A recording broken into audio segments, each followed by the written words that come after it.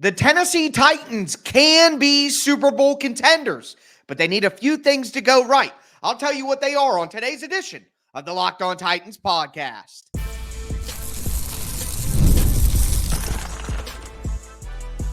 You are Locked On Titans, your daily Tennessee Titans podcast, part of the Locked On Podcast Network, your team every day.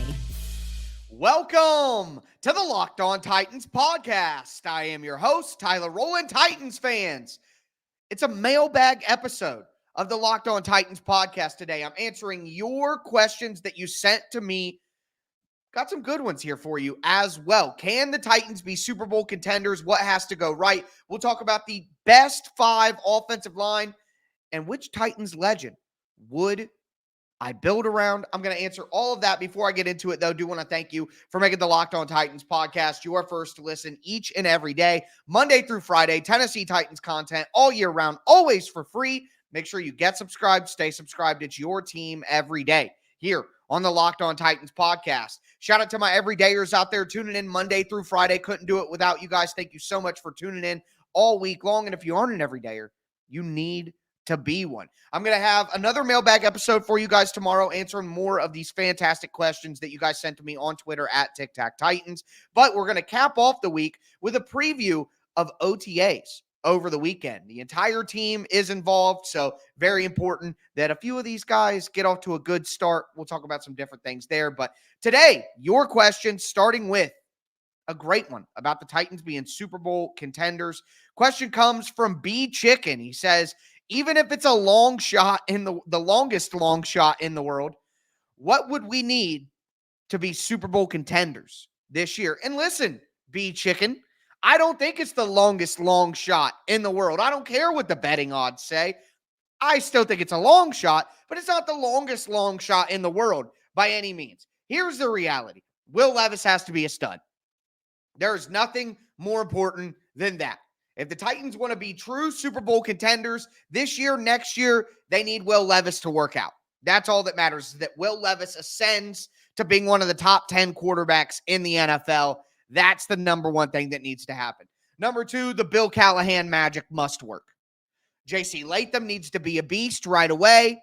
They need to get the most out of Nicholas Petit-Ferrer, get the best out of Peter Skoronski. Like, the only way that Will Levis can be what he needs to be is if the offensive line is better than what the base level of expectation would be. Like with everything, there's a floor down here, there's a ceiling up here, and then there's the middle range, which is kind of the most general outcome that could happen.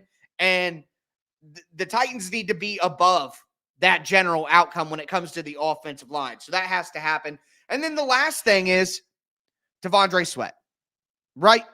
I mean, if T'Vondre Sweat can be Dexter Lawrence and him and Jeffrey Simmons can just absolutely wreck shop in the middle of defenses, that's going to create easy turnovers for the secondary. It's going to make it easier on the bad linebacker group that the Titans have. It's going to make life easier for Arden Key and Harold Landry on the outsides. Like, if T'Vondre Sweat can hit in year one, with Will Levis turning into a top 10 quarterback and Bill Callahan making that offensive line actually better than what we expect, then the Titans can absolutely be far better than what we all have as kind of the expected outcome. And you talk about, making the playoffs, like I said earlier, 9-8 is kind of my record prediction. If all 3 of those things happen at the same time, T'Vondre Sweat's an all-pro level player from day one, Bill Callahan works his magic with the O-line, and Will Levis is a top 10 quarterback, the Titans could compete for a Super Bowl this year. Again, long shot, but that's what it would take. Josh Murbitz, my God, Josh says, what is the Titans' floor and what is the ceiling after the draft? Well, I've talked about this quite a bit since we've got through the draft. The floor is 7 wins for me. The ceiling right now is 10 wins. So that's how I feel about the Titans right now. Gumbungus says, do you believe in Ran Carthon after this draft? I know the Sweat pick was not the best, but do you still believe in him as our GM? Yes, Gumbungus. I do believe in Ran Carthon. People like to take what you say sometimes and make it like they tell themselves in their head what your opinion means and what it means about other opinions. Just because I didn't like the T'Vondre Sweat pick doesn't mean that I'm out on Ran Carthon. I loved almost every other move the Titans have made this offseason. A little questionable on the Kenneth Murray deal. Didn't really love the T'Vondre Sweat pick, as I've talked about a ton. But two moves out of the litany of moves that the Titans have made so far isn't going to spoil me on Ran Carthon. I think Ran Carthon is going to be a good GM. It could be a great GM. That doesn't mean that he's never going to make any kind of mistake and that every signing and every draft pick is going to be incredible. We have to recalibrate our thoughts. Do you think that Howie Roseman for the Eagles has made all great moves in his tenure? Do you think that Brett Veach of the Kansas City Chiefs has never made a bad signing or a bad pick? Like, he traded for Kadarius Toney, the guy who everybody thinks is the best GM in the NFL right now. So, and look at San Francisco and what they built. They traded up and got Trey Lance. So even the best GMs in the NFL make bad picks, have signings that don't work out. So it's about getting it right the majority of the time. That's the best that you can do. You can't ask for perfection from a general manager. That's never going to happen. Gabriel Pilcher says, are you concerned Rand might overdraft someone if they're the guy he really wanted? Well, I'm not concerned that Rand would, because overdraft, think about the term overdraft. When we think about overdrafting, that's based on consensus draft boards from the media, right? Like, that's what, when we think overdraft, underdraft, it's all based on the consensus board done by our favorite media draft people. So when you think overdraft, yes, it's a concern, but it's only a concern if it's proven that Ran Carthon doesn't select the right guys. If the whole world thinks that Ran Carthon overdrafted T'Vondre Sweat, for example, based on the consensus boards, that's great. But if T'Vondre Sweat turns out to be awesome, then why would I question Ran Carthon taking the guys that he wants? Really what it comes down to is, can Rand pick the right guys in the draft? I don't care where they got drafted at the end of the day. So we need more information before there's any reason to be concerned. D Money says, if you could be the Titans GM and change, add, delete one move the team has made this offseason, what would it be? Love your content, man. Listen to the show every day for a year now. Appreciate that, D Money. Really, really do. For me, obviously, if I could change one move, add, delete, whatever, I would change the T'Vondre Sweat pick. I would change that to either, I mean, there's so many guys that I was interested in at that spot. Cooper DeJean, Kool-Aid McKinstry, Adonai Mitchell. Like, I would have taken any of those three players over T'Vondre Sweat. And I would have gotten McKinley Jackson or Fabian Lovett way later in the draft to be my nose tackle. So that is number one at the top of my list of what I would change. But I'm not the Titans GM, so let's just hope that it works out.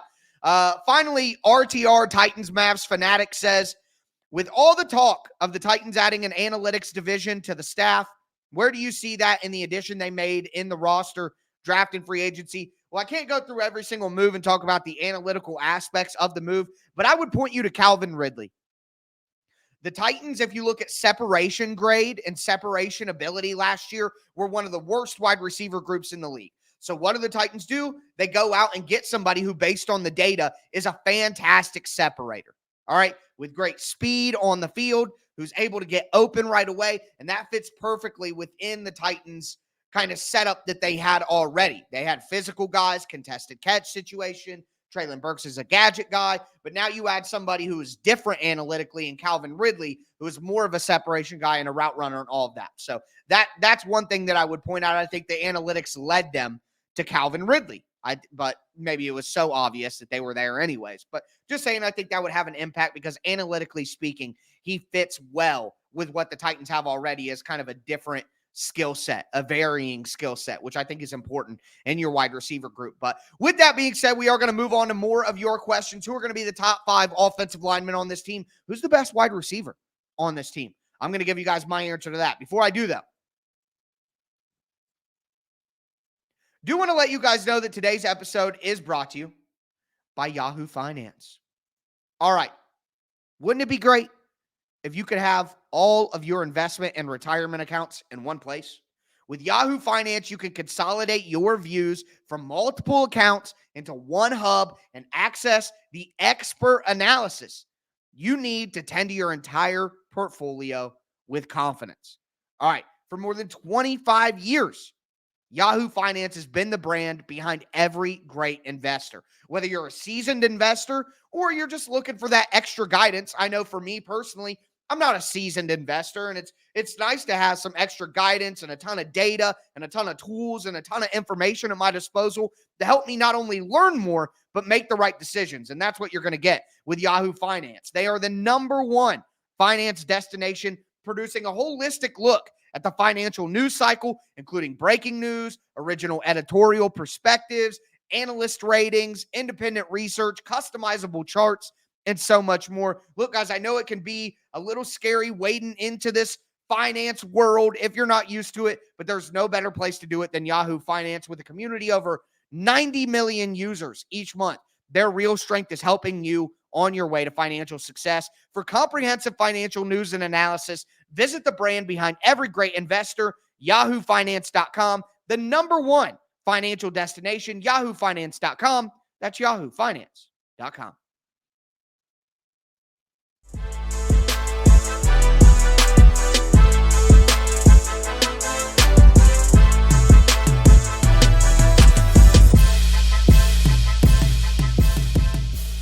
Titans fans, let's continue today's mailbag edition of the Locked On Titans podcast. Again, thank you for making the Locked On Titans podcast your first listen each and every day, Monday through Friday. Tennessee Titans content all year round, always for free, always for free. Make sure you get subscribed, stay subscribed. It's your team every day here on the Locked On Titans podcast. Diving back into these questions, we looked at some big picture questions to start: Super Bowl contention, Rand Carthon, all that stuff. Now we're going to talk more about individual players. And the first question is from 2G Harley. And he says, the Titans have said Radens is a guard and NPF is a tackle. Who are your best 5 offensive linemen and what positions? Well, J.C. Latham, Peter Skoronski, and Cushenberry are a lock. Okay, that's the top 3. With Latham at left tackle, Pete at left guard, and Cush at center, obviously. But that leaves Radens and NPF. And I'll be honest with you, I think the best 5 offensive linemen are the top 3 we just mentioned: Latham, Skoronski, Cushenberry. But I think it's Radens and Brunskill next. And that's tough because, like you said, the Titans have said they think Radens is better at guard. Daniel Brunskill is a guard. People always try to move him to center, tackle, all this stuff. Maybe center, but he is not a tackle. Daniel Brunskill is a guard in the NFL. I mean, stop it, okay? This isn't Madden. You can't just go in and edit people's position and their overall rating doesn't change and you're like, oh, I'll play him there. That doesn't work in the real NFL like that, okay? So Radens and Brunskill are both guards. And they need a tackle. So you could say best 5 offensive linemen, but I don't think that's possible because they're going to play Radens at guard. I think ultimately the Titans have Latham at left tackle, Peter Skoronski at left guard, Cushenberry at center, Dylan Radens at right guard, and NPF at right tackle. That's what I think the opening day starting lineup looks like, with Daniel Brunskill as the swing interior offensive lineman that could potentially play all 3 spots. That's what I think they go with. Is that their best 5? No, to me, it's 4 out of 5 because Brunskill is one of the best 5. But there's no good way to put that into place when you have Dylan Radens supposedly being a guard, which is what they've said. Eric Callahan, as I always call you, who's the best wide receiver on the Titans roster? This may be controversial to some, but to me, it's Calvin Ridley. Calvin Ridley is the highest paid wide receiver on the Titans roster. Calvin Ridley is the best wide receiver on the Titans roster to me. DeAndre Hopkins, very good player. Very, very good player. Still a high-level number 2 in the NFL, okay? But Calvin Ridley has the talent and the youth to be a number 1 right now, okay? So to me, it's Calvin Ridley. And I think the payment of what Calvin Ridley got and what DeAndre Hopkins' situation was last year, I think that tells you all you need to know. It's Calvin Ridley. Miles G. Miles, my guy. Who are you most excited to see play when the season starts? And do you think we will have any all-pro players? If so, who? I'm going to go with Jeffrey Simmons. I think if Simmons is healthy and unlocked in this defense, Jeffrey Simmons is going to explode. Look, last year they shut him down early. People want to use last year against him. It was obvious they shut Jeffrey Simmons down early because the season was over. They were out of playoff contention. He was dealing with an injury. There was no reason to run your $100 million player into the ground in a bunch of games that didn't matter. All right. So I think Simmons could have played if he needed to last year, but because the team was out of the playoffs, they didn't do it. They shut him down. So I think Jeffrey Simmons can be an all-pro player. I also think L'Jarius Sneed can be an all-pro player this year. As for who I'm most excited to watch, it's Will Levis. I mean, how could I give you any other answer? I'm excited to see Will Levis with better offensive line play and a much better wide receiver group. Let's see what the guys really got. I'm super excited. But also, I'm really excited to watch Peter Skoronski. I've been a big Peter Skoronski guy from day one. Last year, I was the leader of the alt cult this year, but last year I was banging the drum all season for Peter Skoronski. That's who I wanted the Titans to take. I liked Paris Johnson as well, but I thought he would probably be gone by the time the Titans picked. Peter Skoronski was the guy that I really liked last year, and I'm excited to watch him improve without a midseason emergency surgery and the weight that he looks like he's put on. I can't wait. So that's what I'm excited for. Kenneth, New Jersey Titans fan said, seeing how the draft went, do you think the Titans could have traded back and still picked up Latham? No, I don't. I don't actually. With all the reporting that's come out, I do believe the text messages Rand Carthon got after hearing more reports of the same thing, seeing other teams in their draft and their reaction to Latham getting picked. I don't think the Titans would have been able to trade back and still get J.C. Latham. I guess if they traded back one pick, then maybe, but no, I don't think so. Andrew Rennie says, what would T. Sweat have to do to prove to you he was worth the pick at 38? Is there anything he could do to prove he is worth the pick? Well, of course there's something he could do to prove he's worth the pick. I mean, if the guy goes out and goes nuts, how would I say he's not worth the pick? You know what I mean? I'm going to keep it honest for you guys. You hate my honesty when it's negativity, but I'm going to be honest here. Yeah, I mean, he needs to play, 50% of snaps, 3 or 4 sacks, 7 or 8 tackles for loss. Just make an impact consistently. I'm worried about the conditioning. I'm worried about the off-field benefiting the on-field. So it's really about consistency with the rookie defensive tackle. Who would Vrabel have picked at number 7? J.C. Latham. That's the funny part. J.C. Latham and Tavondre Sweat are Vrabel-style picks. We want to be big, physical, powerful, blah, blah, blah. So I found that kind of interesting. Ray Thompson said, so was just curious on if you feel like the wide receiver out of Tulane, Jaquan Jackson, rookie 6th-round pick, is already the leader to be kickoff and punt returner. A lot of that is coming out that they like him for his return abilities. Yeah, 100%. I think he is the leader in the clubhouse, the favorite right now to be the kickoff and punt returner for this team. And Mr. Brando says, since our top 4 corner spots are accounted for, Sneed, Cheeto, Roger, Jarvis Brownlee Jr., do you think Caleb Farley could transition over to safety? Guys, so Mr. Brando, I don't mean to be rude when I say this, but like I said with Daniel Brunskill before, stop this Caleb Farley at safety conversation. Like, give it up. You can't just move a guy's position when they're not good enough. Caleb Farley struggles in space. Caleb Farley is not good out on an island, okay? Putting him in space more as a safety just would be the opposite of helping him. Caleb Farley transitioned from wide receiver to cornerback either when he came from high school to college or after his first year of college. He's a guy who needs more experience at cornerback. Switching positions of him again would just absolutely be a detriment to him at all. If there's any chance that Caleb Farley is a salvageable NFL player, it's at cornerback, where his length and his straight line speed give him the traits that you need at that position. He is not a safety. That would be the total opposite of what fits his skill set. And again, Mr. Brando, thank you so much for the question. I don't mean to be crass at you and your question. I just get asked this so often by people, and it's just like, no, it wouldn't make any sense at all. He needs to be a cornerback, and if he's not a cornerback, he's not an NFL player. And we just have to accept those realities. That's just what it is. But with that being said, got some fun questions to answer. Why do the Titans owner have different titles than other owners? That's a good question. Titans legend Which one would I build around? Can't wait to dive into that with you guys. Before we do,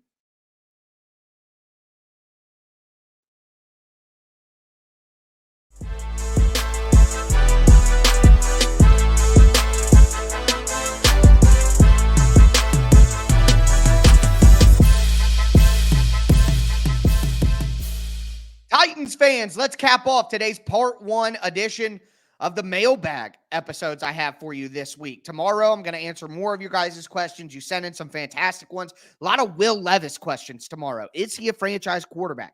Can't wait to talk about that. And then my last show of the week will be a preview of this weekend's OTAs with the full team. But more questions to answer from you guys now. We got some excellent ones about Titans legends and Titans ownership. Excited to dive into that. Colin Light says, name one non-quarterback Titans legend that can come in and solidify a 10-win season.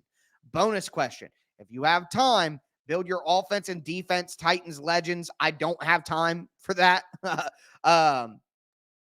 But what I will say here is, Colin, if I had one Titans legend to add to this team that's not a quarterback, I'm going to go with Javon Curse. I'm going to take Curse. I'm going to put him opposite of Harold Landry, and we are just absolutely going to wreck shop up front. You could go offensive line, too. You could go like Bruce Matthews or Michael Roos or, David Stewart. Heck, I would even consider maybe bringing back Jack Conklin, the young version of Jack Conklin for this team. But, yeah, I'm going to go with Javon Curse. That's going to be my answer here because I think the Titans, if the Titans had a top tier, 20 sack capable player, and Harold Landry was their second best edge rusher, and Arden Key was their third best edge rusher, and then you have Jeffrey Simmons on the inside, that would just be absolutely nuts. So give me the freak. McKnight58 says, who's your top 3 personalities ever with the Titans? For a team that's lacked swagger most of its existence, I'd be interested to know who's your top 3. Mine, Taylor Lewan, Cortland Finnegan, Keith Bullock. Okay, so really, I think you got a good list there. I'm going to avoid the people you put on your list, okay? Those are good answers. I'm not going to reuse them, though. Keith Bullock, my favorite linebacker ever, so obviously I would have him in there. But number 1, Steve McNair, throwing the hooks, running around the field, his style of play. He just had a fun personality that made the Titans fun. I would also say, let's go with, man, it's hard to leave out like Cortland Finnegan and Keith Bullock because there's just not a lot of great options. CJ2K, I'll go with Chris Johnson. The dancing in the end zone, the style of play, the speed, had a ton of swagger, had the dreads coming out, just was awesome. I just loved Chris Johnson. That was a good time.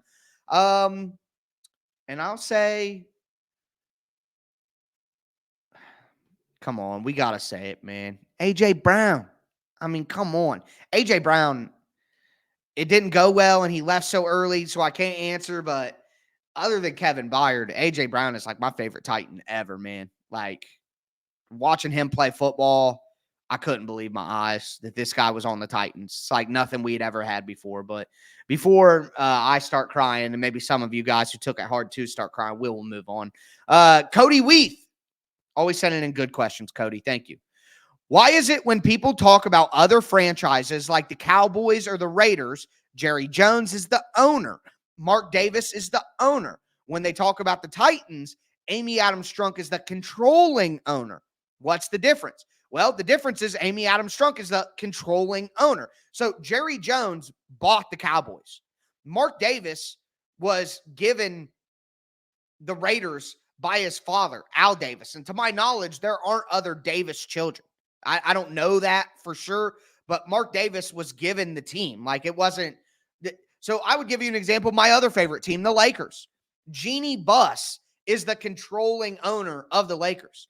But technically, her other siblings own the team just as much as she does. She is just the child who runs the organization on a day-to-day basis. It's the same with Amy Adams Strunk. She has a brother. Okay? So while she is the controlling owner, the person who's in charge of the franchise, she's not the sole owner of the team like Jerry Jones is or like Mark Davis is. She technically shares ownership with her sibling, but she is just the one in control. So she is the controlling owner because there are multiple owners. I hope that makes sense, Cody, and maybe other people who had that question learn from that too. And then finally, Paul Harp says, for the safety position, can you describe the difference in play styles between free safety and strong safety? How do they rotate within a game, scheme? Love the content. Thanks, Paul. So this is an antiquated question, in my opinion, Paul. This answer does not apply as often to the modern day NFL. So in the NFL nowadays, safeties are much more versatile. You can't afford to have a strong safety and a free safety that are totally different playing types. For most teams and most schemes in the NFL now, safeties have to be interchangeable. Like Kevin Byard and Amani Hooker. They could both come down and play in the box. They could both play back deep. They could both play man coverage. Like, you need your safeties to be interchangeable to a point in most schemes in the NFL. Now, what you're talking about, I would imagine, it would make a lot more sense 10 years ago. Think about the Legion of Boom Seahawks. You had Earl Thomas in the back end, and Cam Chancellor is the strong safety. So Earl Thomas, free safety, Cam Chancellor, strong safety. In those situations, the free safety would be more of a coverage guy. He would be a speedier guy. He would be a guy who can roam the back end. Think about like a center fielder in baseball. That's what you would be getting from a traditional free safety. Think about an Ed Reed type, for example. Okay, so that guy would need to be more rangy, sideline to sideline speed, have better coverage instincts, have better ball skills as well, can help out the cornerbacks back deep. That's what you would get with that guy. And then your strong safety, like think of like a Cam Chancellor type. Think about Bob Sanders from the Colts. Think about Chris Hope for the Titans. Think about Michael Griffin is like a pure free safety who played in the back end. You know what I mean?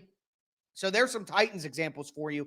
Blaine Bishop was a strong safety. So the strong safety would be a guy who comes down into the box, plays closer to the line of scrimmage. You want him coming forward, not backward, typically not as good at coverage, not as quick as the free safety, but a stronger, more physical player who can play in the run, who can play in the box, who can blitz a little bit. Just a more physical guy who may not have the pure athleticism that your free safety. Again, this isn't as common anymore in today's NFL, that style of play and those kind of roles. It's like gender roles in America. You know what I mean? Women don't just do the traditional old stuff anymore. That's not the way life is these days. Well, life is evolved in the NFL for safeties too. You don't just have these very rigid role sets. Now things are more intertwined. They're shared. There's more balance. So that is a philosophical answer about the NFL today compared to yesteryear,